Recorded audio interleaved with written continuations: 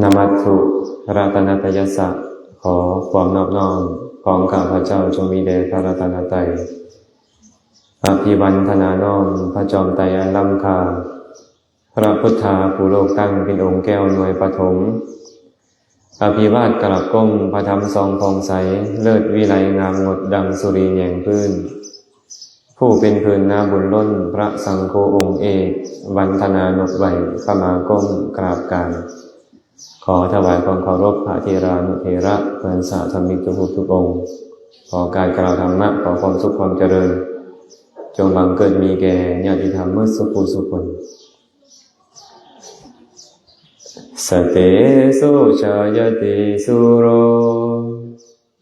สัสเสโสจะปันดิโตวากยังสัตตาสหัสเสโสจาโพภาวติวานาวา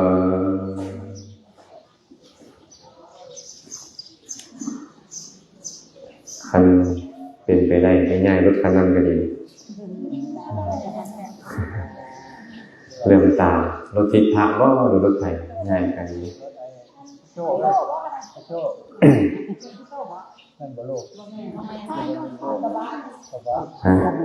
ก็ว่าเป็นยัง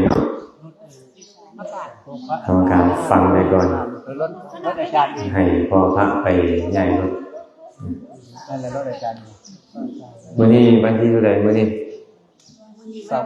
วันที่29เดือน12ปี2025คณะเดินจาริกตามห้อยธรรมปีที่3ก็ได้เดินทางมาฮอดบ้านห้วยม่วงเนาะเมืองไสภูทองข้ามเมืองเลยเนาะข้ามจาก2ก่อนมาไสภูทองเนี่ยได้รับอาราธนานิมนต์จากแม่วุฒิพร้อมด้วยญาติกาวงศาให้ได้มาเจริญกุศลมารับทานมาฟังธรรมมาสนทนาธรรมมื้อเช้านี้ก็ได้รับความเมตตาจากท่านพระอาจารย์ใหญ่อาจารย์แก้วดอยโชติธรรมโมรองประธานปปสแห่งสวรรค์เขตเพิ่นได้มาเมตตากล่าวสัมโมทนิยคาถาให้พวกเราได้ฟังกันเป็นที่เรียบไป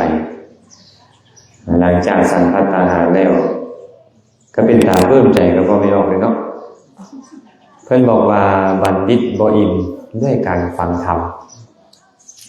คือจังบ่อิ่มฟังไปแล้วแหละแต่บ่อิ่มแต่ตอนนี้อิ่มท้องแล้วตอนนี้ตาก็เริ่มย้าลงแต่ก็บ่เป็นหยังเนาะบ่เป็นหยังมันซื้อถึงอย่างซื้อถึงความดีพวกเราเป็นผู้มีศรัทธาพระพุทธเจ้าบอกว่าทัศนกาโมศีลวัตังสัทธัมมังโสตุมิจฉติวิเนยมัชเฉรมลังสเวสัทโธติวุจติบุคคลปรารถนาเห็นผู้มีศีลยินดีพอใจในการฟังพระสัทธรรมเป็นผู้กำจัดมลทินคือความขี้ออกเสียแล้วเฮากล่าวว่าบุคคลนั่นแหละเป็นผู้มีศรัทธาใครมี3อย่างในเสื้อมีศรัทธาเจ้าจะเอาประกาศออกโทรโคมออกเฟซบุ๊กซุมือก็ตามว่าค่อยมีศรัทธาค่อยมีศรัทธาค่อยมีศรัทธาแต่บ่มีทำ3ประการนี้เจ้าบ่ชื่อว่าคนมีศรัทธาตรงกันข้ามค่อยบ่ได้เว้าหยังเลยบ่ต้องประกาศหยังเลยแต่ค่อยปรารถนาเห็นผู้มีศีลปรารถนาที่จะฟังพระสัทธรรมและกำจัดมลทินคือความขี้คือมีจาคะนั่นเองข้อนี้แหละชื่อว่าเป็นผู้มีศรัทธาฉะนั้นเขาก็บ่ต้องบอกดอกว่าแม่มุดเนี่ยมีศรัทธาหรือบ่มีเขาบ่ต้องบอกเนาะพอแสดงออกแล้วเป็นบ่ครูบาอาจารย์จำนวนบ่แม่นเกือบ100เมื่อกี้นี่เนาะบ่ฮอด100ก็ยังน้อยนึงนี่แหละเนาะมาจากคณะจาก70กว่าแล้วก็มาจากวัดต่างๆที่พวกเราได้นิมนต์เพิ่นมาร่วมกันอาจารย์อานิสงส์ที่เกิดขึ้นญาทานใหญ่เพิ่นก็ได้เว้าไปแล้วแหละว่าอานิสงส์ของการให้ทานเป็นจังได๋แน่อาจารย์ก็จะนำธรรมะมาประกอบ ให้พวกเราได้ฟังเพิ่มเติมเมื่อกี้นี้สวดคาถาให้ชื่อคาถาเดิมวันนี้นะสเตสุชายตีสูโรสหัสเสสุจักปันดิโตวากยังสตะสหัสเสสุจาโพภวติวานวาชื่อบอกไม่บุตรบ่ชื่อว่าเป็นอย่างเนาะให้ชื่อคำแปลชื่อคำแปลแปลฟังก่อนว่าในคน100 คนจะหาผู้กล้าได้เพียง1 คนในบรรดาคน1,000 คนจะหาบัณฑิตได้เพียง1 คนในคน100,000 คนจะหาบุคคลผู้ที่เว้าแต่ความจริงเฮ็ดตามคำเว้าได้เพียงคนเดียวแต่ในบรรดาคน100,000 คนนั้นคนที่จะยินดีในการเสียสละจะมีอยู่คนหนึ่งหรืออาจบ่มีเลยยังสงสัยอยู่คือมันแทบหาบ่ได้เลยคน100,000 คนนี่นะคุณนะแทบหาบ่ได้เลยอันนี้เป็นคาถาเนาะคาถาที่การจะอธิบายคาถาไปได้ละข้อว่าเป็นจังได๋เพิ่นคือเว้าคาถาเป็นแบบนี้สเตสุแปลว่าใน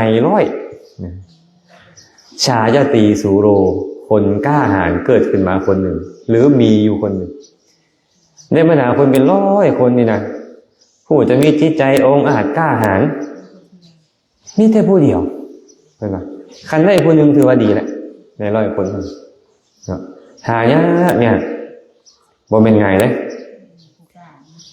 ผู้กล้านี่หายากคันผู้กล้าหลายประเทศลาวบ่เป็นเมืองขึ้นของผู้อื่นเป็นป่ะสมัยก่อนนะผู้กล้าบ่ค่อยมีย้อนว่ามีผู้กล้าน้อยนี่แหละและบ่แม่นแต่อยู่สถานที่นี้อยู่สถานที่ใดๆก็ตามในโลกนี้นะผู้กล้าหายากแต่เป็นบุคคลที่โลกต้องการเห็นป่ะพระพุทธเจ้าได้ตรัสพุทธพจน์บทหนึ่งเอาไว้อุกัตเถสูรมิตรฉันติยามขับขันอุกัตเถนี่คือยามอุกฤษยามขับขันต้องการคนกล้าแม่นหรือบ่แม่นยามขับขันนี่ต้องการผู้กล้าเลยแต่ว่าหายากนะผู้กล้านี่นะหายากเนี่ยต้องการปานใดแต่มันก็หายากผู้หนึ่งก็ดีหลายแล้วใน100 คนเพราะเหตุใดเพราะมีคนกล้าแล้วเรียกงานการสร้างทั้งหลายมันจะดำเนินไปได้ด้วยดีคันบ่มีคนกล้ากระโบตาอย่างจากนกอีเอี้ยงอาจารย์โคลาเป็นมักเว้าเนาะนกอีเอี้ยงกินมากโพไห้แซวเสียงบ่มีตัวห้องแซวห้องตัวเดียวมืดมูเป็นอย่างเป็นจังว่าแบบนี้เสียงดังจ๊อกแจ๊กจ๊อกแจ๊กจ๊อกแจ๊กจ๊อกแจ๊กแม่นบ่นกเอี้ยงไปกินบางไห้แซวเสียงบ่มีตัวห้องผู้ใดกล้าเฮ็ดอันนี้เงียบกิ๊บแซวห้องตัวเดียวมืดมูอันเรื่องบ่เป็นประโยชน์นะขอแต่มีผู้ขึ้นผู้นึงไปเบิดเป็นบ่ไอ้ผู้กล้าหาญซานใส่นี่โอ้ยหายากหลายหายากถึงจะเป็นที่ต้องการแต่หายากถ้าหากมีหลายบ่เอิ้นว่าหายากและบ่จำเป็นต้องการเพราะมันมีอยู่ปกติแต่เพราะเหตุที่มันบ่มีง่ายๆนะอันนี้เนาะชื่อเนาะสเตสุชายตีสูโรสหัสเสสุจะปันดิโตอีกอย่างหนึ่งเด้อสหัสเสสุ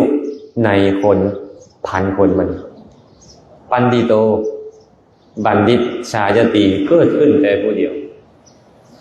ถึงแม้มีคนกล้าหาญเป็น100เป็นพันแต่ว่าบ่แม่นบัณฑิตพินาศบ่กล้าฆ่าคนอื่นกล้าลักขโมยกล้าประพฤติผิดในกามกล้าตัวกล้าต้มกล้าซอกล้าเสียดกล้าเฮ็ดสิ่งที่บ่ดีนานาประการพินาศบ่มีเพียงคนเดียวก็พาเฮาพินาศแล้วไอ้ผู้กล้านี่ก็ได้เนาะอาตมานึกถึงตัวเองตอนยังเป็นคฤหัสถ์นะเป็นวัยรุ่นมีผู้กล้าเฮานี่บ่แม่นผู้กล้าหรอกแต่หมู่กล้าไปเหยียบตีนเขาหมู่นะมันก็เลยเอาเฮาไปพินาศนะ เบิ่งดูนี่นะว่าถือขวดถือค้อนแล้วเฮาน้ำเป็นว่กล้าแบบนี้ดีบ่กล้าแบบนี้บ่ดีเนาะบางคนนี่กล้าแต่กล้าเฮ็ดแนวบ่ดีมันก็เลยบ่ได้ประโยชน์พระเทวทัตนี่ชื่อว่ากล้าบ่แต่พาหมู่ไปชิบหายบ่พาหมู่ชิบหายเพราะกล้าในทางที่บ่ถูกต้องเจ้าลัทธิต่างๆที่เกิดขึ้นในสมัยพุทธกาลเป็นผู้กล้าทั้งนั้นเลยแต่ว่าดึงคนเป็นนรกหมดเข้าถึงอบายทุกขติวินิบาตดึงคนไปวิบัติหมดฉะนั้นบัณฑิตจึงมีเพียง1 ใน 1,000 1 ใน 1,000ก็ยังว่าหลายอยู่เลยนี่นะไอ้บัณฑิตนี่นะเนาะ1 ใน 1,000ยังถือว่าหลายแทบจะบ่มีเลยพุ่นเป็นอย่างมันจึงหายากละบัณฑิตเนี่ยเพราะว่าบัณฑิตต้องเป็นบุคคลผู้ข่มกิเลสได้บ่ให้ความชั่วเกิดขึ้นทางใจบ่ให้ความชั่วเกิดขึ้นทางวาจาทางกายแม่นบ่เพราะว่าเครื่องหมายของบัณฑิตคือหยังมีกายสุจริตวจีสุจริตและมโนสุจริตความจริงแล้วบัณฑิตนี่นะมีหลายโวหารที่พระองค์แสดงไว้ในพระสูตรในอังคุตรนิกายจตุกนิบาตพระองค์บอกว่าภิกษุทั้งหลายเครื่องหมายของคนพาลมี4 อย่าง4 อย่างมีอย่างใด 1. คนพาลมักเว้าความชั่วของผู้อื่น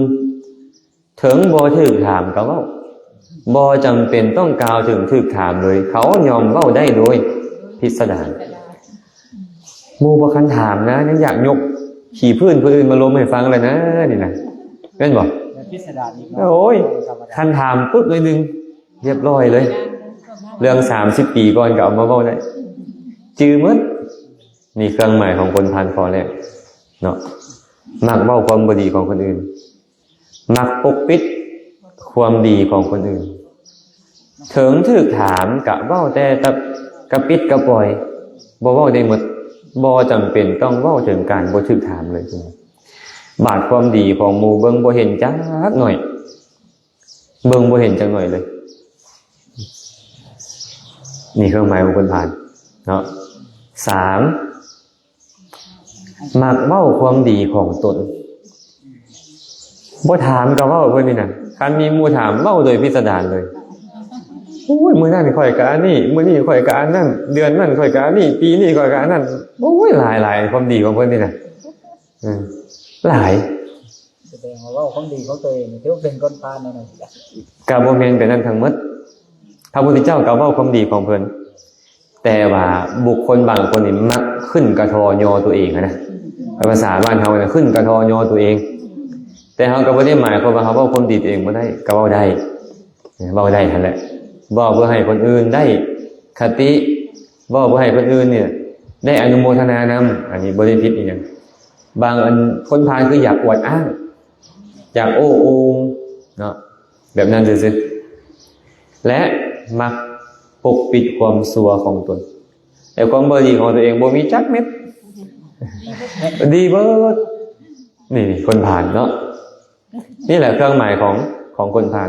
ตรงกันข้ามนี่แหละบัณฑิตก็มีเครื่องหมายบัณฑิตบ่มักเว้าความชั่วของคนอื่นถึงถูกถามก็เว้าแต่กะปิดกะปล่อยบ่เว้าโดยพิสดารบ่จำเป็นต้องเว้าถึงบ่มีผู้ใดถามเลยบ่มักเว้าเพิ่นเนี่ยถึงฮู้อยู่ดอกว่าผู้อื่นบ่ดีก็ได้แต่บ่มักเว้าคันถือคนอื่นมาเจาะมาจิ้มแท้ก็เว้าหน่อยนึงก็มีหั่นแหละทุกคนก็มีไอ้ความบ่ดีหั่นนะแต่ว่าความดีเพิ่นก็หลายอันนี้บัณฑิตจะเป็นแบบนี้เนาะและมักเว้าความดีของคนอื่นความดีของคนอื่นมีแต่เอามาเว้าผู้นั้นดีแบบนี้ผู้นี้ดีแบบนั้นได้บ่ถูกถามก็เว้าคันถูกถามก็สามารถเว้าโดยพิสดารได้บ่มักเว้าความดีของตนปกปิดเพิ่นว่าปกปิดความดีของตนนะถึงถูกถามก็เว้าแต่เล็กแต่น้อยมักเว้าความชั่วของตนเองข่อยก็บ่ดีแบบนี้บ่ดีแบบนั้นนะ พวกเจ้าอย่าเอาเป็นเยี่ยงเป็นอย่างเด้อค่อยเคยผ่านมาแล้วอย่างเช่นผู้เฒ่าหรือผู้ใหญ่เนาะมักเตือนเด็กน้อยเนาะภาษาวัยรุ่นเขาว่าไงก่อนที่พี่จะหยุดพี่เคยสุดมาแล้วเขาบอกว่าที่นะ เคยได้ยินว่าสำเนียงวัยรุ่นนะก่อนค่อยจะหยุดนี่ค่อยเคยสุดมาแล้วบ่เสือเบิ่งหอยอยู่หน้าผากค่อยแม่ หอยค้อนหอยขวนหอยอย่างมันอยู่ดีเมิดบางคนกำมักเบ้านะอันนี้คือมักเบ้าความบ่ดีของตัวเองว่าจะเอาอย่าเฮ็ดท้อลูกเอ้ยหลานเอ้ยข่อยเคยผ่านมาแล้วข่อยก็บ่ดีแบบนี้แบบนั้นนี่เป็นเครื่องหมายของบัณฑิตเนาะฉะนั้นบัณฑิตนี่หายากโดยทั่วไปแล้วพวกเขามักเว้าขี้พื้นของหมู่มักเว้าแต่ความดีของตนความดีของหมู่บ่มักเว้าความชั่วของตัวเองก็บ่มักเว้าจึงหายากเขาซี่จะเป็นที่เนาะนี่มันเข้ามา3 นิ้วซี่เขานิ้วเดียวได้มันเข้ามา3 นิ้วไอ้เฮานี่กับผู้นึงบ่เป็นผู้ใดเนาะจนหลายเท่าโตเพิ่นก็เลยบอกว่าบัณฑิตหาได้1 ใน 1,000ถึงเป็นคนกล้าหาญแล้วแต่บ่ได้หมายความว่าจะเป็นบัณฑิตพาบ้านพาเมืองพินาศชิบหายมากะร้ายแล้วเพิ่งข่าวประเทศเพื่อนบ้านอยู่ต่างๆเป็นบอกผู้นำกล้าแต่สุดท้ายเพื่อตายทหารหมดแล้วชาวบ้านชาวเมืองหมดแล้วที่บ้านชิบหายผู้นำนี่กล้าบอกกล้าปากดีพร้อมผู้นำบางบอลเป็นบอกค่อยบ่ได้เป็นอีหยังอ่ะค่อยนอนกินข้าวอยู่เฮือนค่อยแซ่บบ่แซ่บเนี่ยบอกเว้าออกไปแล้วพุ่นตายเป็นร้อยเป็นพันเรื่องของเขานี่ผู้กล้าแต่บ่เป็นบัณฑิตมันมีหลายเนาะคาถาที่3เพิ่นบอกว่าวากยังสตะสหัสสีสุร้อยของแสนร้อยของพันเป็นร้อยของพันนะแสนในบรรดาคน100,000มีคนที่เว้าความจริงแล้วเฮ็ดตามคำเว้าเพียงคนเดียวส่วนหลายแล้วพวกเขาน้ำท่วมทงแม่นบ่น้ำท่วมทงบ่พวกเขาผู้เว้านี่คือกันนั่นแหละนี่น่ะบ่แม่นแต่ผู้อื่นเนาะน้ำท่วมทงเว้าได้แต่ว่าเฮ็ดยากไปเบิ่งเว้ยบางเทื่อเฮาขนาดเฮาคิดอยากเว้าซื่อๆนะอยากสิเว้าสู่มือฟังว่าค่อยสินั่งสมาธิจักหน่อยนี่นะพอเวลามาโอ้ยขาแล้วขาอีหยังหั่นน่ะจักหาเรียกมาค่ะเป็นบ่ค่อยสิเฮ็ดอันนี้ค่อยสิเฮ็ดนั่นพอเวลามาไปแนวอื่นแล้วพระพุทธเจ้าเลยบอกว่าภิกขุทั้งหลายคน4 ประเภทมีปรากฏอยู่ในโลก4 ประเภทมีอย่างใด1คนเหมือนเมฆคำรามแต่ฝนบ่ตก2คนเหมือนกับเมฆบ่คำรามแต่ฝนตก3คนเหมือนกับเมฆคำรามนำฝนตกนำ4คนเหมือนกับเมฆบ่คำรามฝนก็บ่ตกทีแรกพระองค์นี่บอกว่าเมฆคำรามฝนบ่ตกก็มีเมฆบ่คำรามฝนตกก็มีเมฆคำรามฝนตกนำก็มีเมฆบ่คำรามฝนบ่ตกก็มีแล้วจึงเอาบุคคลมาเปรียบกับเมฆนี้เห็นบ่บางเทื่อว่าห้องคนล้มฟ้าห้องลมพัดเอาแท้ว่าเสียงดำตึ้มตั้มตึ้มตั้มกายหลุดบ่มีจักเม็ดฝนอันนี้เมฆคำรามฝนบ่ตก ประเภทที่2นี่ล่ะบ่ให้ซุ่มให้เสียงเลย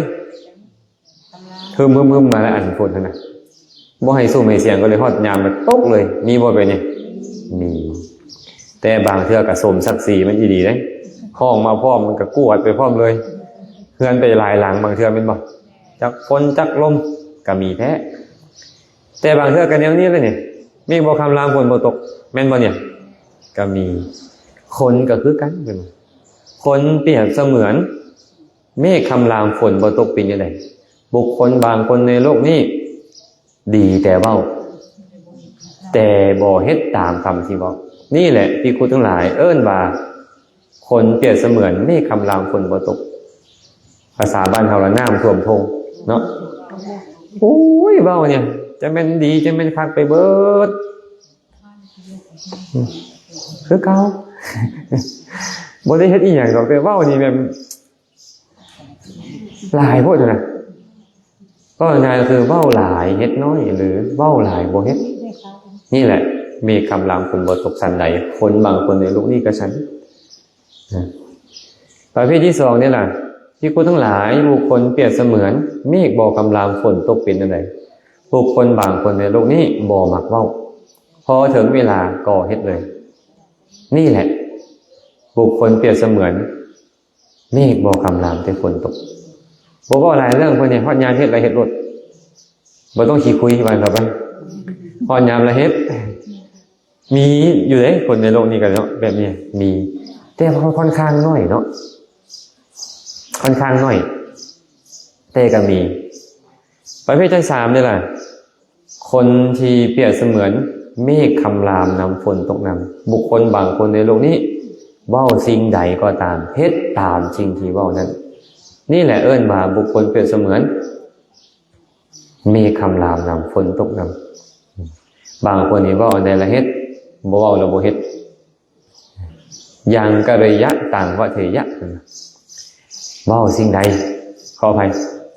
เฮ็ดสิ่งใดเว้าสิ่งนั้นเว้าสิ่งใดเฮ็ดสิ่งนั้นคันบ่เว้าก็บ่เฮ็ดเนาะบุคคลแบบนี้ก็มีในโลกสุดท้ายนี่ล่ะ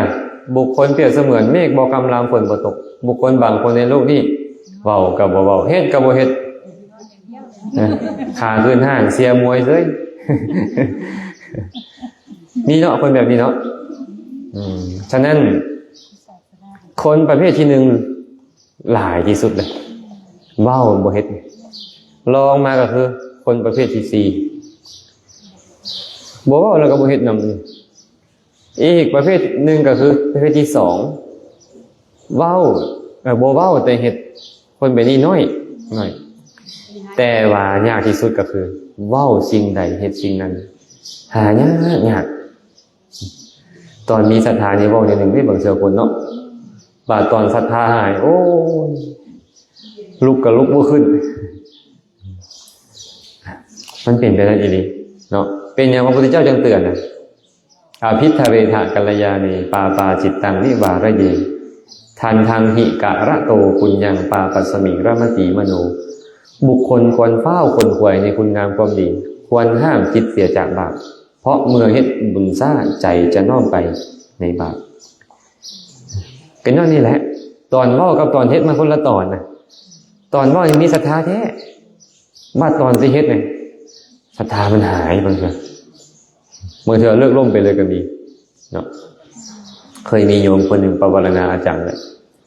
อยากได้อย่างละบอกอย่างสิซื้อดินถวายเฮ็ดวัดคนมาบาดตอนไปถามมันนะเงียบกิ๊บโวยง่ายได้เนาะจักเท่าไหร่ก็ได้นะตอนมีศรัทธานี่เนาะ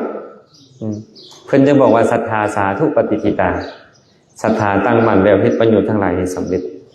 แต่ตอนมีศรัทธาตอนหนึ่งเด้ตอนศรัทธาหายตอนหนึ่งมันรักษายากในศรัทธารักษายากเพิ่นบอกว่าสิ่งที่เกิดขึ้นได้ยากในโลกมีหลายอย่างความเป็นมนุษย์อุบัติขึ้นของพระพุทธเจ้าก็ยากการได้ขณะที่เหมาะสมเฮาเป็นมนุษย์นำพระพุทธเจ้าอุบัติขึ้นมาในโลกนั้นก็ยากอีกเห็นบ่ความเป็นผู้มีศรัทธาก็หาได้ยากในโลกนี้การบรรพชาก็หาได้ยากการได้ฟังพระสัทธรรมก็หาได้ยากการสร้างความเป็นผู้มีศรัทธาจึงหาได้ยากหลายหาได้ยากอีหลีได้ยากอีหลีบ้านหนึ่งมีคนหนึ่งมีศรัทธาก็ยังถือว่าดีแล้วเลยแต่แทบบ่มีเลยบางบ่อนนะแทบบ่มีเลยเนาะแต่ว่ายากกว่าการมีศรัทธาคือการรักษาศรัทธายากกว่าอีกเห็นบ่ครูบาอาจารย์นี่นะไอ้เน้นครูบาอาจารย์บางองค์บวชมาเป็น20 ปีแล้วก็มีได้นี่มานี่นะแต่ว่าเป็นอย่างเพิ่นอยู่ได้เพิ่นมีศรัทธาและพยายามรักษาศรัทธาบางองค์บวชมีศรัทธาส่ำใดจงบวชได้บ่เป็นธรรมดาเด้เนาะมีศรัทธาแล้วออกบวชได้พร้อมแต่ว่าหมดศรัทธาในระหว่างนั้นหมดศรัทธาเมื่อศรัทธาก็ไปผู้เว้านี่ก็บ่ได้ว่าจะมีศรัทธาตลอดแต่พยายามหาอุบายศรัทธาเกิดนะเนาะ มีอาจารย์องค์หนึ่งหลวงพ่อมิตชูโอะเนาะคันผู้ใดเป็นคนเก่านี่จะฮู้ผ่านญี่ปุ่นเพิ่นสอนกรรมฐาน38 พรรษาอยู่ไปอยู่มาสอนกรรมฐานหลายเนี่ยเป็นไงบุไม่ออกก็ไปปฏิบัติธรรมทุกข์ไม่ออกก็ได้ทุกข์ก็ไประบายอาจารย์ฟังเนาะอาจารย์ก็ฟังเลยทุกน้ำเข่าบนนี้พิจารณากรรมฐานบ่ได้บัดตอนนั้นน่ะสุดท้ายซิกซะไปซอยไปซอยสุดท้ายก็ที่ซิกเนาะศรัทธามันหายในตอนนั้นศรัทธามันหายแล้วมันบ่ได้บอกเขาก่อนว่าค่อยจะไปเลยเด้อบ่คือแม่จันเด้มาครอบแม่บุตรค่อยสิมืออะไรได้แต่ไอ้ศรัทธามันบ่บอกเนาะค่อยสิหายเลยเด้อบ่บอกคันเจ้าสิหายแล้วค่อยสิเฝ้าเอาเต็มที่นี่นะบุญนี่ก็ได้แต่มันบ่บอกเลยว่ารักษายากมีครั้งหนึ่งนางสุปวาสาญาติพี่น้องของพระพุทธเจ้าแม่ของพระศรีวลีเนาะตั้งท้องอยู่7 ปีเจ็บท้อง7 มื้อแหละแต่ว่าเวลาเจ็บท้องก็นึกถึงพระพุทธพระธรรมพระสงฆ์ความเจ็บปวดก็หายไปก็เลยบอกพระสวามีเพิ่นว่าไปบอกพระพุทธเจ้าเด้ว่าข่อยนี่ตั้งท้องมา7 ปีเจ็บท้องมา7 มื้อแล้วเจ็บท้องยามใดระนึกถึงคุณของพระพุทธพระธรรมพระสงฆ์ว่าโอ้พระพุทธเจ้ามีคุณแบบนี้ทำพระองค์แสดงไว้เพื่อกำจัดกิเลสแบบนี้พระสงฆ์ปฏิบัติดีแล้วแบบนี้แล้วค่อยหายเจ็บปวดไปบอกเพิ่นเด้อผัวก็ไปตามเมียฮักเมียนี่เนาะไปก็ไปกล้าพระพุทธเจ้าแล้วก็เว้าพระพุทธเจ้าก็เลยตรัสว่าขอนางสุปวาสาจงมีความสวัสดีจงคลอดบุตรมีด้วยความสวัสดีเด้อก็จบทางคุณก็เกิดลูกพอดีพระสวามีก็กลับ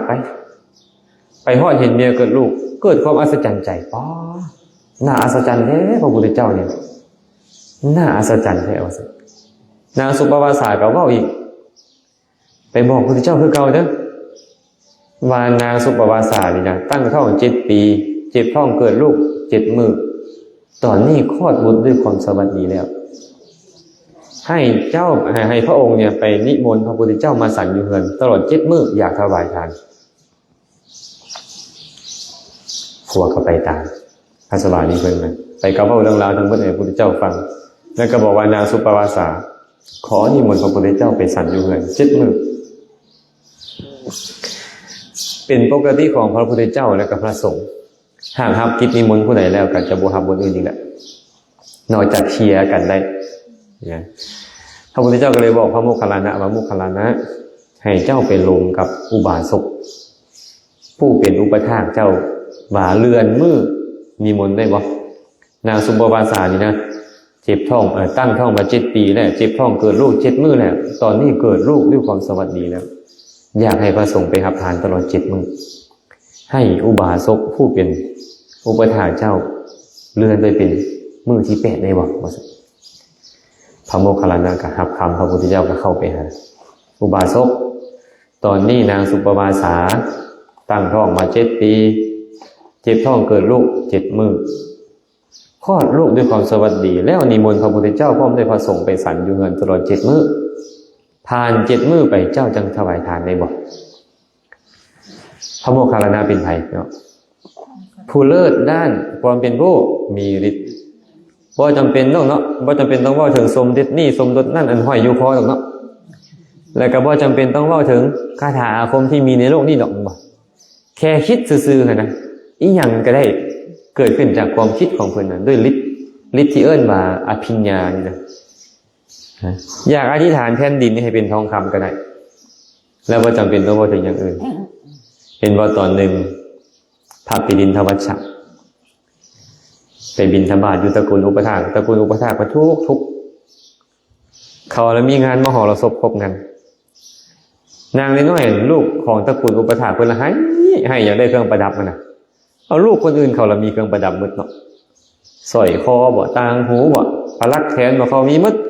ผู้นี้บ่ได้พอทุกข์เฮงพระเถระก็เลยถามลูกเจ้าเป็นอย่างอยากได้เครื่องประดับพวกเขาน้อยทุกข์ยากปานนี้เข้าสิกินก็บ่มีแล้วอาจารย์เอ้ยเข้ามาละกินละแบ่งถวายอาจารย์แต่ละมื้อมันก็ยากแหละเรา สิได้จังได๋เครื่องประดับเพิ่นไปเอาบ่วงหญ้ามาเอาเฟืองนะ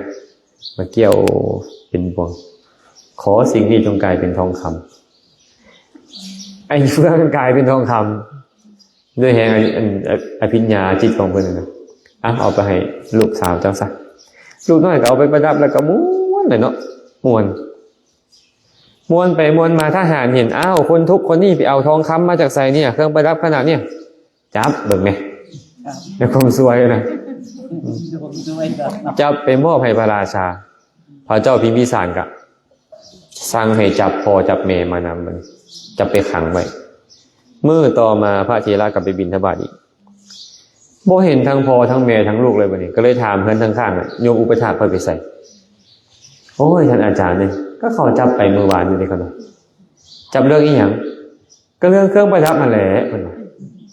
ฟ้าวเข้าไปหาพระราชาไปก็ไปยืนเนาะยืนบิณฑบาตไปยืนพระราชาก็ถามว่าข้าแต่พระคุณเจ้ามาหยังเนาะขนาดมีหยังให้เขาน้อยรับใช้พระเถระก็เลยถามว่ามหาบพิตรพระองค์จับครอบครัวตระกูลนั่นมาเพราะเมื่อวานนี้โดยแม่นแล้วกันนะพระองค์จับเฮ็ดหยังข้าแต่พระคุณเจ้าผู้เจริญครอบครัวนี่เป็นตระกูลทุกข์ยากอนาถาจะได้เครื่องประดับขนาดนี้มาได้จังได๋เขาน้อยเข้าใจว่าเขาต้องเป็นโจรไปปล้นแหละพระเถระก็บ่ได้เว้าหยังหลายเรื่องเจริญฌานเข้าฌานเจริญอภิญญาอธิษฐานขอปราสาทตรงกลายเป็นทองคำขอปราสาทตรงพระราชาตรงกลายเป็นทองคำปราสาทก็กลายเป็นทองคำปุ๊บเพิ่นก็ซี่มือใส่และพระองค์ไปเอาปราสาททองคำมาจะใส่ตกสงบเลยพระราชาโอ้ด้วยเขาได้เข้าใจแล้วว่าบ่ต้องอธิบายหลายไอ้คนสลาดเนาะเขาได้เข้าใจแล้วก็ไปปล่อยแต่บ่เป็นทองคำเลยได้เพิ่นก็หายคือเก่าเพิ่นก็ขายเพิ่นนะกำลังอธิบายให้ฟังว่าเนี่ยพระโมคคัลลานะเฮงกว่านี้ในสมัยที่เขายากมากแพงตอนที่พระพุทธเจ้าไปจำพรรษาอยู่เมืองเวรัญชาเห็นบ่เวรัญชาพราหมณ์ก็บ่ยอมถวายทานเลย3เดือนพระโมคคัลลานะเหลือใจข้าแต่พระองค์ผู้เจริญอยู่ใต้พื้นดินนี่มีง่วนดินที่มีรสชาติเหมือนน้ำผึ้งข้าน้อยขอพลิกแผ่นดินและเอาน้ำผึ้งมาสู่พระสงฆ์บริโภคได้บ่กันในพรรษานี้พระพุทธเจ้าก็ถามว่าแล้วสัตว์โลกนี่เด้โมคคัลลานะเจ้าที่ให้อยู่ไสข้าแต่พระองค์ผู้เจริญข้าน้อยจะให้สัตว์โลกนี้มาอยู่ฝ่ามือข้างหนึ่งของข้าน้อยและจะใช้มืออีกข้างหนึ่งเนี่ยพลิกแผ่นดินเอาง่วนดินมาให้พระสาวกใส่ดูกันนะจะนับภาษาหยังอันซ้ำตะกุดโทนซ้ำสักลงสักลาย5แถว6แถวอันนี้เนาะบ่ต้องว่าฮ้อนะอันเรื่องฤทธิ์ที่เกิดจากจิตของตนเองนี่นะแต่ว่ามือนั่นเพิ่นไปหาอุบาสกคนนี้บอกอุบาสกว่าเรือนได้บ่มือหับทานเจ้านี่นะอุบาสกก็เลยบอกว่าท่านผู้เจริญหากทานทับห้อง3ข้อได้ข้าน้อยให้ไป1ข้าน้อยจะบ่ตายภายใน7มื้อนี้2ทรัพย์สมบัติของข้าน้อยจะยังอยู่ภายใน7มื้อนี้3ศรัทธาข้าน้อยจะเหมือนเดิมตลอด7มื้อนี้พระโมคคัลลานะก็เลยบอกว่าอุบาสกอาตมาหับห้องได้2ข้ออาตมาหับห้องว่าชีวิตของอุบาสกเนี่ยของเจ้านี่จะมีอยู่ตลอด7วันบ่ตายแน่นอนและอาตมาหับห้องว่าพวกสมบัติของเจ้าจะมีอยู่แบบนี้ตลอด7วันนี้แต่ว่าศรัทธาเจ้าต้องรักษาเองคอยรักษาซอยเจ้าบ่ได้ผู้มีฤทธิ์ขนาดนั้นนะบ่สามารถรักษาศรัทธาคนอื่นได้นี่เฮาเว้าตลอดเนาะแม่มีเฮ็ดให้พวกเขาน้อยเสื่อมศรัทธาเฮ็ดให้พวกเขาน้อยเสื่อมศรัทธามันบ่แม่นเจ้าเฮ็ดให้ศรัทธาเจ้าเสื่อมเองเอาแหละพระเพิ่นอาจจะบ่ดีแบบนี้บ่ดีแบบนั้นก็เรื่องของเพิ่นแสดงว่าศรัทธาเพิ่นเสื่อมอ่ะเห็นบ่เฮาละบอกย้อนเพิ่นนั่นแหละเฮ็ดให้ศรัทธาเขาน้อยเสื่อมมันบ่แม่นเนาะศรัทธาเจ้าจะต้องเข้าใจว่าเจ้ารักษาเองได้สิย้อนเพิ่นจังได๋เจ้าก็ต้องศรัทธาในพระพุทธเจ้าแท้แม่นบ่ศรัทธาในพระธรรมศรัทธาในพระอริยสงฆ์แท้แต่ว่ามันปฏิเสธบ่ได้เนาะเมื่อเขาเข้าใจว่านี่แหละผู้นุ่งผ้าเหลืองเข้ามานี่แหละเป็นตัวแทนของพระสงฆ์ทั้งโลกไปแล้วเขาก็เลยเข้าใจว่าพระสงฆ์องค์ใดองค์หนึ่งเขาเอิ้นว่าพระสงฆ์ความจริงรู้บุคคลเอิ้นว่าสงฆ์ค เพิ่นเอิ้นว่าพระภิกขุนี่บ่ดีได้พระสงฆ์ดีโดยส่วนเดียวอาจารย์เลยเว้าตลอดว่าให้พวกเจ้าจำแนกระหว่างพระภิกขุกับพระสงฆ์ได้พระสงฆ์คืออริยบุคคล8จำพวกได้4คู่กันได้โสดาบันสกทาคามีอนาคามีอรหันต์นี่ได้เอิ้นว่าสงฆ์แต่ว่านี่นะแผ่หัวเข้ามานุ่งผ้านี่เข้ามานี่เอิ้นว่าพระภิกขุองค์หนึ่งเท่านั้นภิกขุองค์นี่นะหรือองค์ใดๆก็ตามนี่ยังทุศีลได้คันยังบ่แม่นพระโสดาบันเป็นต้นยังฆ่าสัตว์ลักทรัพย์ประพฤติผิดในกามเว้าตัวดื่มน้ำเมายังเฮ็ดผิดศีลของเพิ่นได้โดยเจตนาในการเฮ็ดล่วงละเมิดนั้นที่เป็นบาปอกุศลนะแต่ว่าพระอริยสงฆ์บ่มีแน่นอนการที่พระสงฆ์จะล่วงละเมิดสิกขาบทที่พระพุทธเจ้าบัญญัติไว้แล้วบ่มีทางพระพุทธเจ้าตรัสไว้เนาะมหาสมุทรเนี่ยบ่ล้นขอบปากฉันใดสาวกของพระสัมมาสัมพุทธเจ้าก็ฉันนั่นเหมือนกันจะบ่ยอมล่วงละเมิดสิกขาบทที่พระองค์บัญญัติแล้วแม้เพราะเหตุแห่งชีวิตเจ้าบอกว่าเจ้าเนี่ยเป็นสาวกบางคนเนี่ยโฆษณาว่าเป็นพระอริยเจ้าเป็นพระอรหันต์พร้อมศีลก็ยังบ่บริบูรณ์ฮู้อยู่ว่านี่พระพุทธเจ้าห้ามแต่ก็ยังเฮ็ดอยู่จะเอามาจะใส่อะไรความเป็นอริยะนะเป็นบ่พระอริยะแท้ๆนี่นะให้ฆ่าเพิ่นให้ตายเพิ่นก็บ่ยอมลงละเมิดอันนี้โอ้ยศีลก็แทบจะบ่เหลือแล้วยังบอกว่าอริยะอยู่นี่นะบางคนโฆษณาว่าอรหันต์คุณพระพุทธเจ้าห้ามเด้อขอนี้เด้อภิกขุทั้งหลายโมฆะบุรุษอยู่อันเฮ็ดแบบนี้เห็นน่ะยังเฮ็ดอยู่แต่กำลังปฏิญาณว่าเป็นพระอริยเจ้าบ่มีทางพระพุทธเจ้าเว้าไว้แล้วบางคนเขาพัดเสื้อครูบาอาจารย์หลายคนพระพุทธเจ้าเนาะเขาพระเจ้าก็เลยไปให้น้ำหนักครูบาอาจารย์หลายคนพระพุทธเจ้าบาดมีผู้ยกธรรมะคำสอนขึ้นมาว่าเด้พระพุทธเจ้าตรัสไว้ว่าแบบนี้ห้ามแบบนี้ให้เฮ็ดแบบนั้นพวกบ้านหนังสือเขาต้องอาจารย์ค่อยนี้ปฏิบัติดีปฏิบัติชอบบรรลุแล้วต้องปล่อยวางเพิ่นว่าเข้าแรงอยากกินก็กินโลดเห็นบ่บางองค์บ่เนาะเรื่องของกูปล่อยวางแล้วกูก็กินเข้าแรงก็ได้อยากกินก็กินเพิ่นว่าปล่อยวางแล้วพวกเขาจะไปเฮ็ดแบบนี้เด้ออันนี้เอิ้นว่าปล่อยทิ่มบ่แม่นปล่อยวางคนปล่อยวางคือเฮ็ดตามระเบียบแบบแผนที่พระพุทธเจ้าบัญญัติอันนี้เอิ้นปล่อยวางผลมันสิเป็นจังได๋เรื่องของมันนี่เอิ้นว่าปล่อยวางเนาะคันปล่อยทิ่มแล้วบ่เอา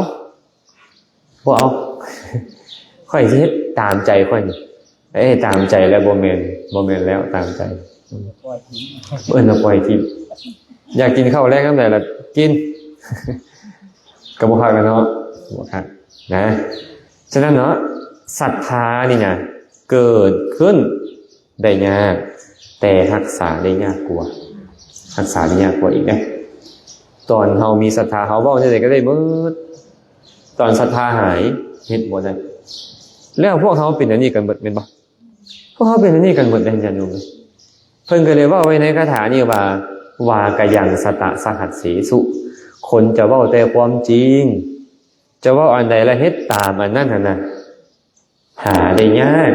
เพียง1ในแสนเด้อเพิ่นว่า1ในแสนนั่นน่ะเว้าอันใดเฮ็ดอันนั้นน่ะส่วนหลายแล้วพวกเรามักเว้าแต่บ่มักเฮ็ดเนาะมักเว้าบ่มักเฮ็ดบางคนก็มักตัวมีบ่อนไทบ้านห้วยมงนี่มักตัวเนี่ยผู้เว้ามีอยู่นี่ที่แม่นแล้วได้ผู้นึงได้นี่นะต้องให้ระวังได้นี่เนาะ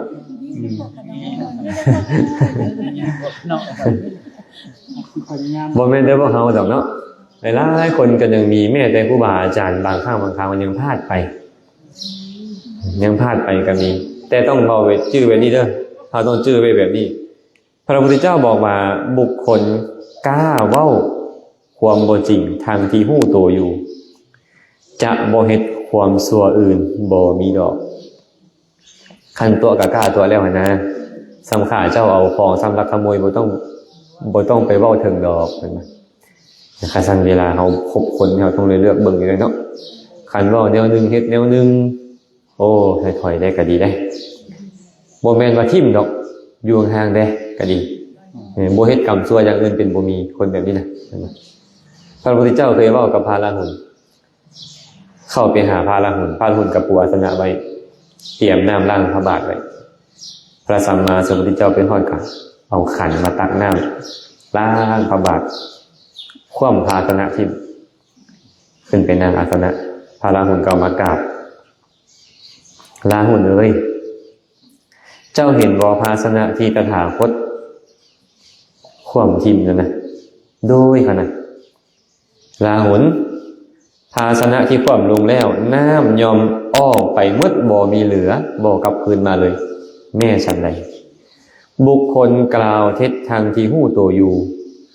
ขุนเคืองความเป็นสมณะในตัวเขายอมบ่มีดอกความเป็นสมณะในตัวของบุคคลนี่ทั้งครูบาอาจารย์คนใดมักเว้าตัวลบตะแลงอย่าไปหาคุณเคืองความเป็นสมณะในตัวเพิ่นบ่มีพระพุทธเจ้าหับหองเลยบ่มีทางจะมีคุณธรรมคนประเภทนี้นะระวังคือกันเนาะญาติโยมก็ต้องระวังครูบาอาจารย์ก็ต้องระวังครูบาอาจารย์นี่สำคัญเลยครูบาอาจารย์ทิฏฐิพระมานะอาจารย์นี่นะโอ้ยอาตมาว่าเสียหายเลยในตัวนี้ตอนบ่กันเป็นอาจารย์นี่อาตมาสังเกตเบิ่งตัวเองสังเกตเบิ่งหมู่คณะเนาะตอนยังเป็นพระนมเน้นน้อยบ่ได้เป็นครูบาอาจารย์คนนี่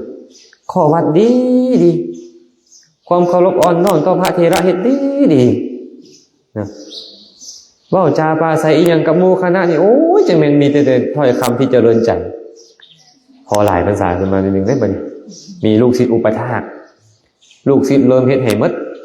ปัดกวาดลูกศิษย์ก็เฮ็ดให้ล้างบาตรล้างภาชนะลูกศิษย์ก็เฮ็ดให้ซักผ้าลูกศิษย์ก็เฮ็ดให้ปัดกวาดเช็ดถูลูกศิษย์เฮ็ดให้หมดมาเลยบัดนี้มาเมื่อเขารบอ่อนน้อมต่อหมู่คณะยากเลยได้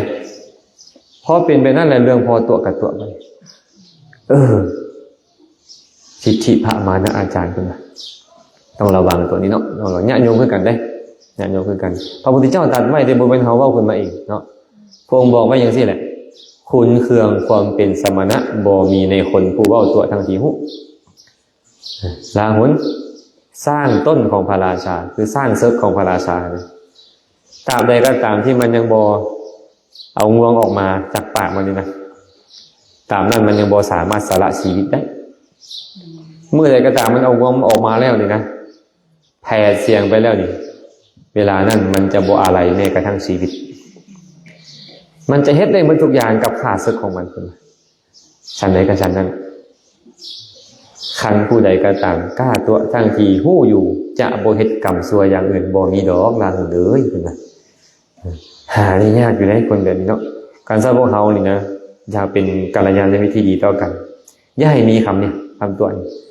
โดยเฉพาะลงเรียกลงงานบอกเรื่องธุรกิจการงานเรื่องเงินเรื่องทองเฮ้ยไม่ได้อันนี้ได้สำคัญเลยคนหักคนแพงกันคันบ่ทองบ่ทานก็ต้องเว้าตามความเป็นจริงเนาะอย่าตัวกันคันตัวอะไรนี่ป้าโธ่มันเสียหายหลายนะมันเสียหายหลายพวกเขาต้องได้รักษาตัวนี้พอสมควรเนาะพระพุทธเจ้าตรัสไว้ในคัมภีร์อังคุตตรนิกายติกนิบาตพ่อบอกว่าภิกษุทั้งหลายคน3ประเภทมีปรากฏอยู่ในโลก3ประเภทมีอย่างใด1คูทะพานีคูทะแปลว่าอุจจาระคนผู้เว้าหรือผู้ปากเหม็นหรือปากเหมือนอุจจาระ2ปุพพพานีคนผู้ปากหอมเหมือนดอกไม้ปุพพะเป็นว่าดอกไม้ปุพผานะ3มัทุพานีคนผู้ปากหวานเหมือนน้ำผึ้งมัทุแปลว่าน้ำผึ้งหรือน้ำหวานเนาะคน3คนนี่แหละมีปรากฏอยู่ในโลกคนนี้ชื่อว่าคูทะปุพพะมัทุคูทะแปลว่าเน่าเหม็นนั่นแหละอุจจาระนั่นแหละคูทะพานีเป็นจังใดที่คุณทั้งหลายบุคคลบางคนในโลกนี้ถูกนำโตไปเป็นพยานในท่ามกลางสภาก็ตามท่ามกลางสมาคมก็ตามท่ามกลางหมู่ญาติท่ามกลางคณะต่างๆก็ตามถูกนำโตไปเป็นพยาน คนทั้งหลายกล่าวว่าทานผู้เจริญทานหู้จริงใดจงบอกสิ่งนั้นบุคคลนี้บ่หู้กล่าวว่าหู้บ่เห็นกล่าวว่าเห็นหู้กล่าวว่าบ่หู้เห็นกล่าวว่าบ่เห็นกล่าวถ้อยคำบ่จริงทางที่หู้ตัวอยู่เพราะเหตุแห่งตนเองย่านตัวเองวิบัติชิบหายตัวซักเพราะเหตุแห่งคนอื่นสามีภรรยาลูกเต้าญาติกาวงศาย่านเขาพินาศชิบหายตัวซักหรือเพราะลาภสักการะเล็กๆน้อยๆอย่างใดอย่างหนึ่งเขาให้สินบนมาก็เลยตัวซักนี่แหละที่คุณทั้งหลายเรียกว่าภูทะพานีคนปากเหม็นเนาะเจ้าจะสีน้ำมองเข้าปากเจ้ามือละร้อยห้องพระพุทธเจ้าเอิ้นว่าคนปากเหม็นเหมือนอุจจาระย้อนหยังเพราะสิ่งที่เจ้าเปล่งออกมาเป็นของเหม็น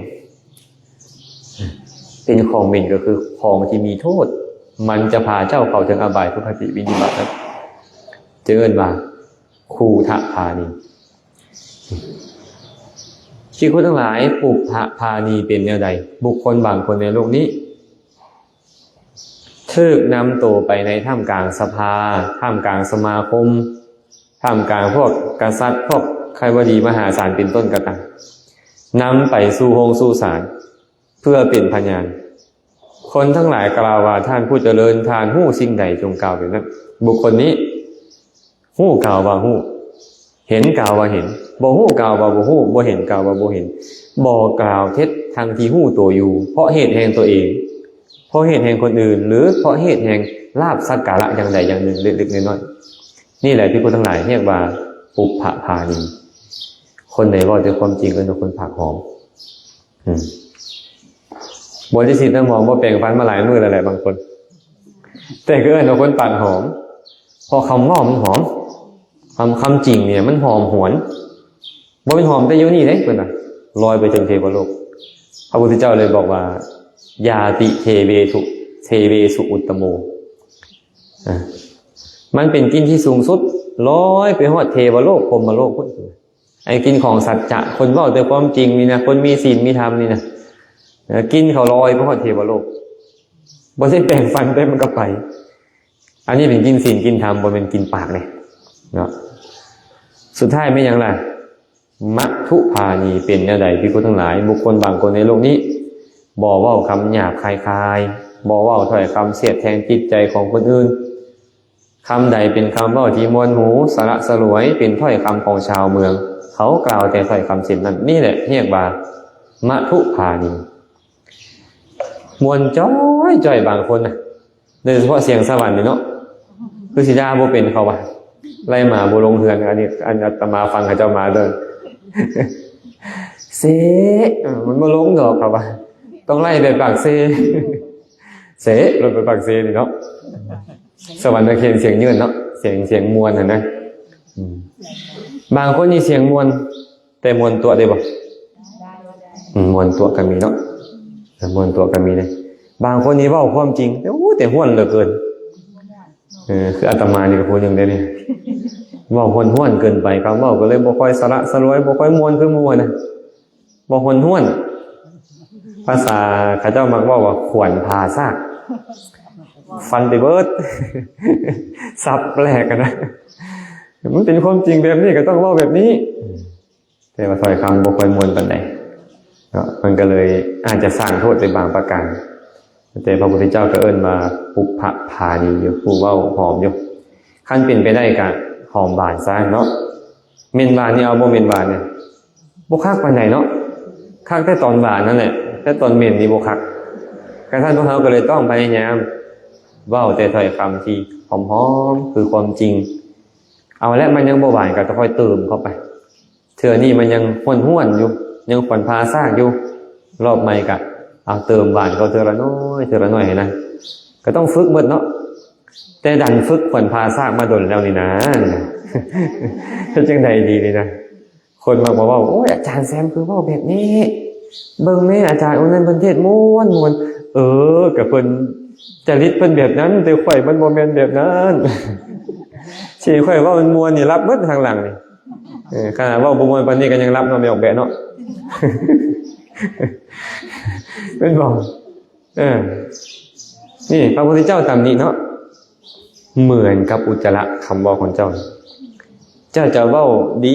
ปานใดก็ตามหากมันเป็นคำเว้าบ่จริงเอิ้นว่าเจ้าปากเหม็นอาจารย์เจ้าต้องเว้าด้วยความจริงเว้าจังใดเฮ็ดจังนั้นแต่หายากในแสนคนนะจะมีเพียงคนเดียววากยังสตะสหัสเสสุสุดท้ายว่าเนี่ยจาโคภวติวานาวาจาโคแปลว่าผู้สละผู้แบ่งปันในแสนคนนั้นบางเทื่อก็อาจจะมีหรือบ่มีเลยแสนคนก็บ่มีพอคนไอ้ผู้ที่จะสละนี่นะบ่ง่ายเด้สละมีหลายแบบแม่นบ่สละสิ่งภายนอกสละสิ่งภายในสละประโยชน์สุขของตัวเองเพื่อผู้อื่นมันบ่เป็นง่ายเด้คือมื้อนี้บ่แม่นมาจัดงานนี่ขึ้นมานี่บ่ได้สละอีหยังเด้บ่เป็นบ่แม่นบุญมันต้องสละดิสละเวลาสละเหือแห้งแม่นบ่สละทรัพย์โอ้สละหลายอันอยู่เลยบางเทื่อไปนอนอยู่ก็มีความสุขดีเนาะแต่ก็สละมันเข้าของที่หามานี่เอามาบริโภคกับกุ้มหลายมื้อคั่นนะแต่ก็สละมันผู้สละนี่หาได้ยากเกิน1ในแสนนี่แสนนึงบางเทื่อก็มีคนนึงบางเทื่อก็บ่มีเลยแสดงว่าหายากหลายไอ้คนสละโดยเฉพาะสละประโยชน์ตัวเองเพื่อผู้อื่นหายากแม่นผู้ใดเลยเป็นนักสละในโลกนี้นี่แหละพระพุทธเจ้านี่แหละพระพุทธเจ้านี่แหละเพิ่นจะบอกว่าหายากที่สุดในโลกเลยสละอย่างใดพระพุทธเจ้าทรัพย์สมบัติเป็นท้าวพญามหากษัตริย์บ่ฮู้ว่าเป็นล้านๆโกรธๆซากแล้วสละได้หมดเอาบ่เอาอยากได้บ่เอาไปบ่แม่นค่อยบ่ฮักได้แต่ค่อยฮักสัพพัญญุตญาณมักฮักสัพพัญญุตญาณอยากได้ตาค่อยบอกเอาไปตอนเป็นพระเจ้าศรีวิราชเนาะเอิ้นอามาตย์คู่ใจมา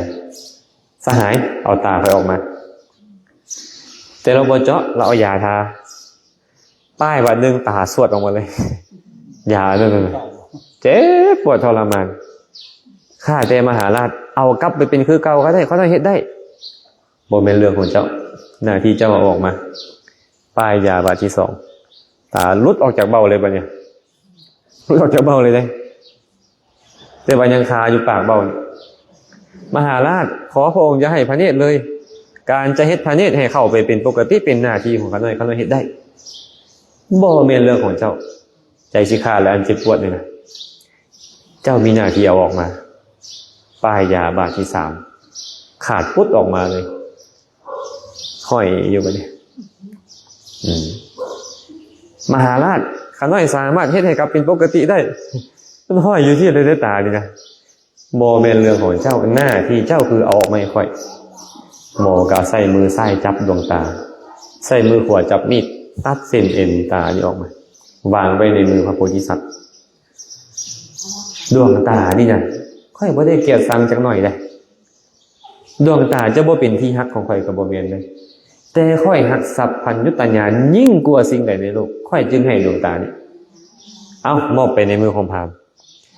ผัดเป็นท้าวสักกะเทวราชปลอมตัวมานะพอตั้งแต่ยืนให้ด้วยเดชของพระโพธิสัตว์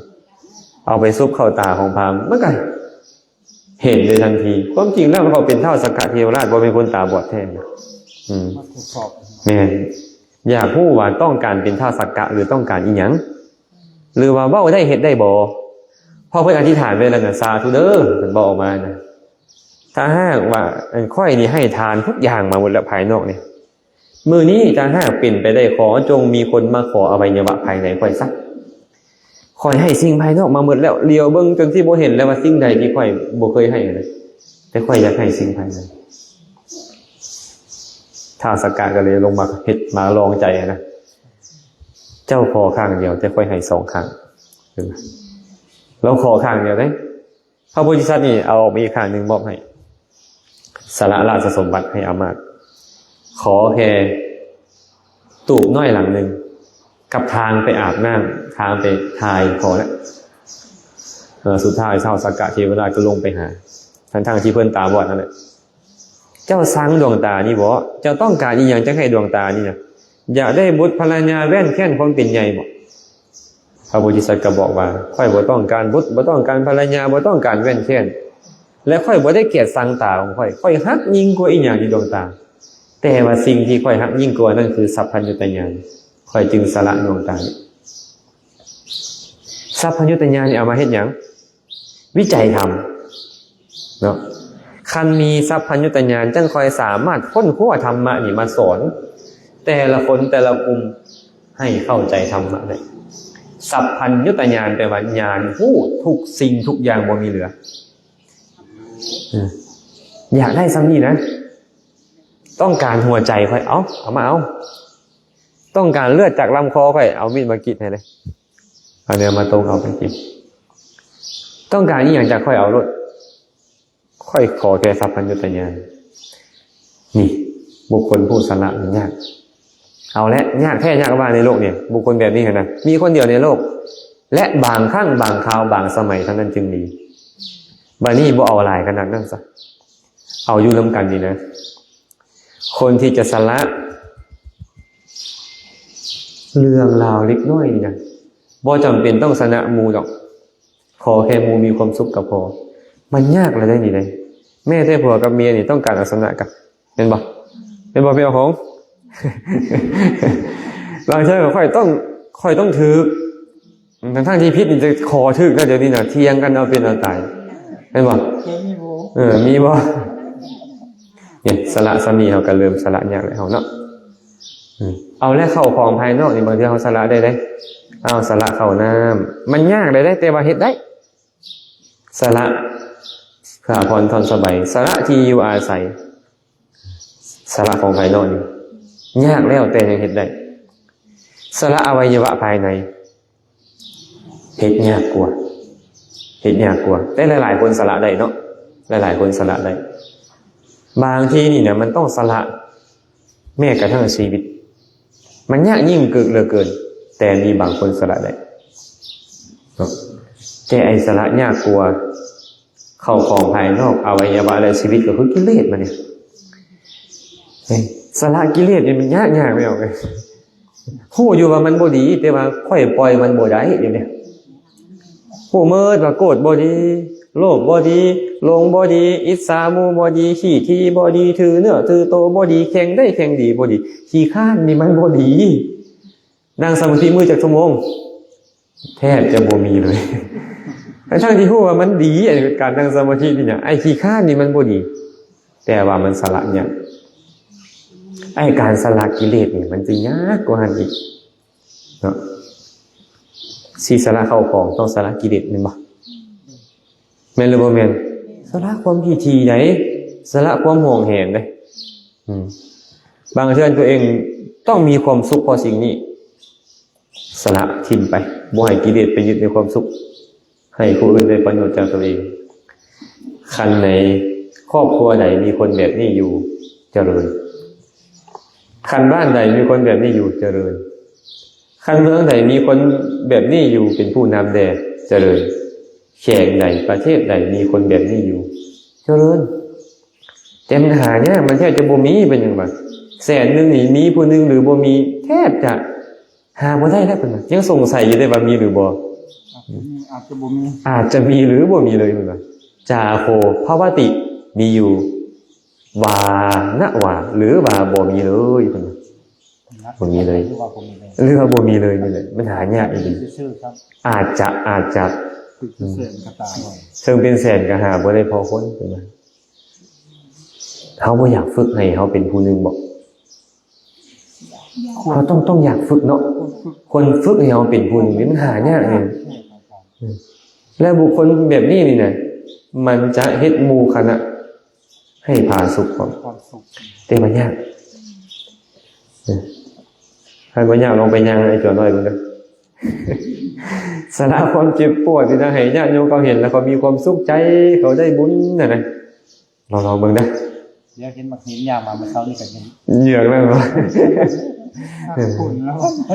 ขนาดเรื่องซ้ำนี่เลยเนาะมันบ่จำเป็นต้องบอกถึงโอ้เขาต้องเสียสละอวัยวะเลยโอ้ยากอาตมาเนี่ยเคยคิดว่าอยากจะสละอวัยวะของตัวเองให้คนอื่นนะ หลายรอบคิดนะแต่บางเทื่อมันยังห่วงแหนอยู่กิเลสมันอ้างมาอยู่ไหนคันเจ้ายังมีครบสมบูรณ์เจ้าเฮ็ดประโยชน์ทั้งหลายได้บ่นำซ้ำพอมีออกมาบอกอีกอาจารย์รักษาเด้กันหน่อยอาจารย์เฮ็ดประโยชน์โดนๆหัวหน้าเพิ่นมาอ้างกิเลสได้ซ่องเลยบัดเนี้ยกิเลสได้ซ่องเลยบ่ง่ายเนาะบ่ง่ายก็ต้องอาศัยการฝึกนี่แหละมื้อนี้ฝึกสละสิ่งภายนอกต่อไปต้องสละสิ่งภายในสละในทางชีวิตก็ต้องเฮ็ดพระพุทธเจ้าตรัสไว้เป็นนี้ว่าบุคคลควรสละทรัพย์เพื่อรักษาอวัยวะเอาไว้เสียเงินเสียทองก็ต้องเสียได้เพื่อให้อวัยวะอยู่ครบบุคคลเพิ่งสละอวัยวะเพื่อรักษาชีวิตแต่ให้เพื่อมีชีวิตรอดตัดขาก็ต้องตัดเลยตัดแขนก็ต้องตัดเอาไตออกข้างนึงก็ต้องเอาตับออกข้างนึงก็ต้องออกเลยดึงไส้ออกเป็นเครื่องก็ต้องเฮ็ดเป็นบ่แต่เมื่อบุคคลมาระลึกถึงธรรมแล้วควรสละทรัพย์อวัยวะหรือแม้กระทั่งชีวิตเพื่อรักษาธรรมอาตมาไปนึกถึงพุทธพจน์บทนี้ยามใดก็น้ำตาซึมอาตมาอยากเฮ็ดให้ได้นะแต่มันเฮ็ดยากอีหลีเลยเฮานี่เห็นแก่ตัวบางเทื่อออกบวชในธรรมวินัยของพระพุทธเจ้าเฮายอมล่วงละเมิดวินัยเพื่อรักษาทรัพย์เกียรติยศชื่อเสียงอวัยวะหรือชีวิตของไว้แต่เฮาบ่ยอมสละเพื่อธรรมทั้งที่พระพุทธเจ้าเพิ่นยอมเสียสละมาเมิดเพื่อคนขั้วธรรมะคำสอนมาบอกกล่าวพวกเฮาอาตมาก็เลยมักเว้าเรื่อยๆสอนลูกศิษย์ลูกหาอาตมาเรื่อยๆว่าทานทั้งหลายเอ้ยก่อนที่พระพุทธเจ้านี่นะเพิ่นจะมาประกาศศาสนานี้ได้เพิ่นต้องเสียตาเพิ่นนี่คือเจาะตาเนี่ยหลายกว่าดาวในท้องฟ้าได้ต้องเสียสละศีรษะคือชีวิตของเพิ่นเนี่ยหลายกว่ามักพร้าวในชมพูทวีปต้องสละเลือดออกจากลำคอนี่หลายกว่าน้ำในมหาสมุทรได้กระดูกที่พระองค์ตายแล้วเกิดสร้างบารมีนี่ทับถมแผ่นดินนี่ใหญ่กว่าแผ่นดินนี้ได้คันทหารของเจ้านี่นะบ่พยายามประพฤติทำตามวินัยที่พระองค์บัญญัติยอมล่วงละเมิดวินัยเพื่อให้ตัวเองได้ความสุขได้ความตลอดปลอดภัยพวกเจ้าก็เหมือนกับเอาหัวพระพุทธเจ้ามาโยนเล่นยางข้ามหัวพระพุทธเจ้าอยู่ย้อนอย่างไรย้อนว่าพระพุทธเจ้าเพิ่นเสียหัวให้ได้ธรรมวินัยเห็นบ่แต่เฮายอมสละธรรมวินัยเพื่อรักษาชีวิตรักษาอวัยวะรักษาความสุขของเราบางทีเราคิดแล้วค่อยใจเพราะเฮาก็บ่แม่นคนมีศีลสมบูรณ์นี่แม่นบ่บางครั้งบางคราวมันก็มีพิษแต่ก็ต้องตั้งเจตนาขึ้นมาเรื่อยๆว่าข้าพเจ้าจะพยายามที่สุดเพื่อรักษาเนาะบ่แม่นว่าพระพุทธเจ้าบ่เคยผิดเลยตอนที่พระองค์กำลังสร้างบารมีพระองค์ก็เคยพลาดเคยผิดมาแต่พระองค์ก็ต้องตั้งเจตนาไว้ว่าจะเฮ็ดให้ดีกว่าเก่ามาเรื่อยๆเนาะฉะนั้นก็จะสอนญาติโยมสอนครูบาอาจารย์ไว้นี่แหละแต่บ่ได้หมายความว่าตัวเองเฮ็ดได้นะแต่ว่าสิ่งที่มันควรสิ่งที่มันถูกต้องเราต้องพยายามสื่อสารให้เขาเข้าใจว่าอย่าคิดอย่าเห็นอย่าเบิ่งธรรมะคำสอนนี่เป็นเรื่องเล็กน้อยเป็นเรื่องที่บ่มีประโยชน์ได้มันบ่แม่นเรื่องเล็กน้อยบ่แม่นเรื่องเล่นๆบ่แม่นเรื่องที่บ่มีประโยชน์พระพุทธเจ้านี่เพิ่นเสียสละได้ขนาดนั้นก็ย้อนมันมีประโยชน์สูงสุดนี่แหละและเฮาผู้เป็นสาวกเนี่ยเฮาสิบ่เอาเพิ่นมาเป็นแว่นอย่างเฮาจักน้อยนึงได้บ่ทิ่มเด้ไอ้ความสุขบางเล็กน้อยนั่นน่ะรักษามันในศีลธรรมคำสอนของพระพุทธเจ้าเนาะเมื่อเฮาฮู้แล้วว่า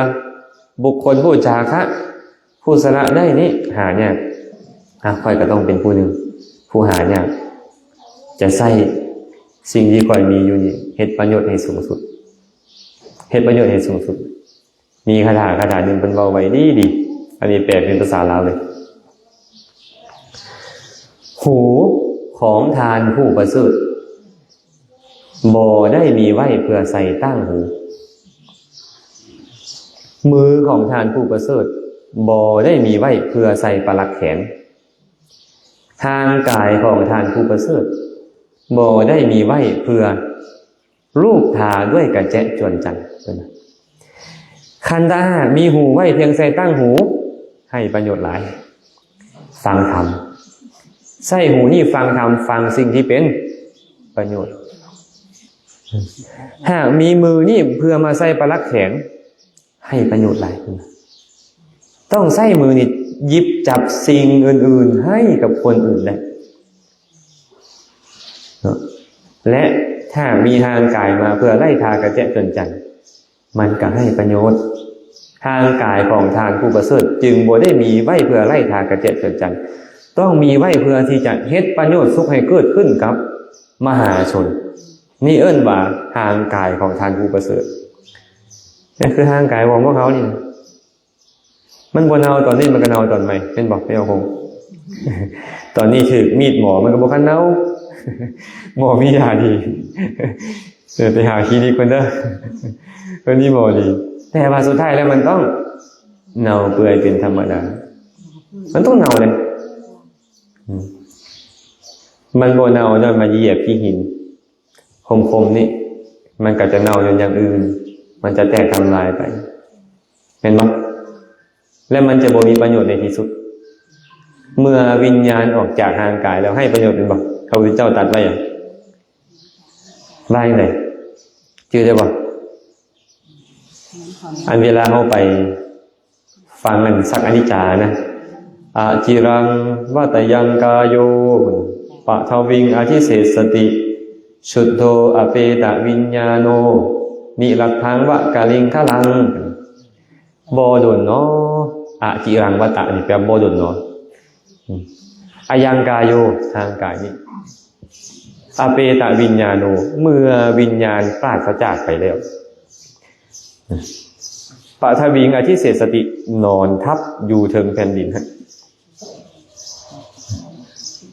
นิรัตถังวะกาลิงคะลังบ่มีประโยชน์นิรัตถังไว้ว่าให้ประโยชน์บ่มีประโยชน์วะกาลิงคะลังนิรัตถังวะกาลิงคะลังเหมือนกับท่อนไม้ท่อนฟืนที่ให้ประโยชน์ท่อนไม้ท่อนฟืนยังเอาไปเฮ็ดหลักหัวได้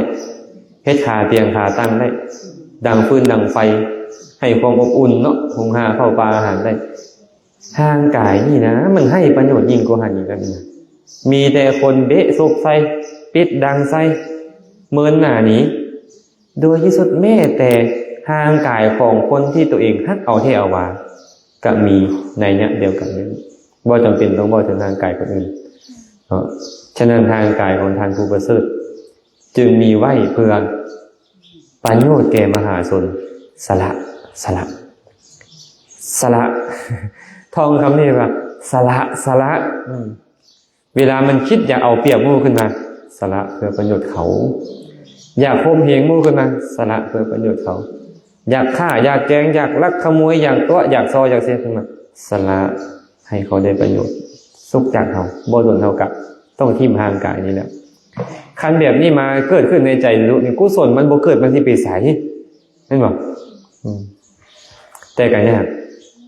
มื้อนี้สรุปคาถาให้เพราะว่าช่วงบ่ายเนี่ยไม่ออกก็สิรับไอ้จอยเรียนก็รับไปแล้วก็ให้คาถา4 บาทคาถาเด้อ4ข้อเด้อสเตสุชายติสูโรสหัสเสสุจะปันดิโตวากยังสตะสหัสเสสุจาโภภวติวานะวาสเตสุชายติสูโรคนกล้าหาได้1 ใน 100สหัสเสสุจะปันดิโตบัณฑิตหาได้1 ใน 1,000วากยังสตะสหัสเสสุคนที่เว้าแต่ความจริงเว้าคำใดเฮ็ดแนวนั้นหาได้1 ใน 100,000จาโภภวติวานะวาคนผู้เสียสละใน100,000 คนนั้นจะมีอยู่หรือว่าบ่มียังสงสัยอยู่คือว่าหาบ่ได้เลยเนาะมื้อนี้ก็ขอฝากคาถานี้แหละให้เป็นธรรมะบรรณาการแก่ญาติโยมเมื่อสุขคนก็ขอจบการกล่าวธรรมะลงเพียงเท่านี้ก่อนภาคค่ำพวกเราจะค่อยมาต่อกันเนาะกับบุญกุศลใดที่เกิดขึ้นในจิตในใจของญาติโยมเมื่อสุขคนอาตมาภาพก็ขอสาธุการนำบุญใดกุศลใดที่อาตมาภาพได้เฮ็ดไว้ดีแล้วตั้งแต่อดีตจนถึงปัจจุบันก็ขอให้ทุกคนทุกท่านจงมีส่วนร่วมในบุญทั้งหลายเหล่านั้นข ขอให้สรรพสัตว์ทั้งหลายจงมีส่วนรวมในบุญทั้งหลายเหล่านั้นขอให้สรรพสัตว์ทั้งหลายจงเป็นผู้มีความสุขโดยทั่วกันท้ายที่สุดแล้วก็ขอให้กุศลทั้งหมดจงเป็นปัจจัยอำนวยอวยชัยให้ทุกคนทุกท่านจงได้ประสบพบเจอแต่ความสุขปราศจากทุกข์ทั้งปวงปรารถนาสิ่งหนึ่งประการใดอันเป็นไปในทางที่ชอบประกอบด้วยธรรมแล้วก็ขอให้ความปรารถนาของทุกคนทุกท่านจงสำเร็จโดยทั่วกันทุกท่านทุกคนเถิดสาธุสาธุอะโมทามิ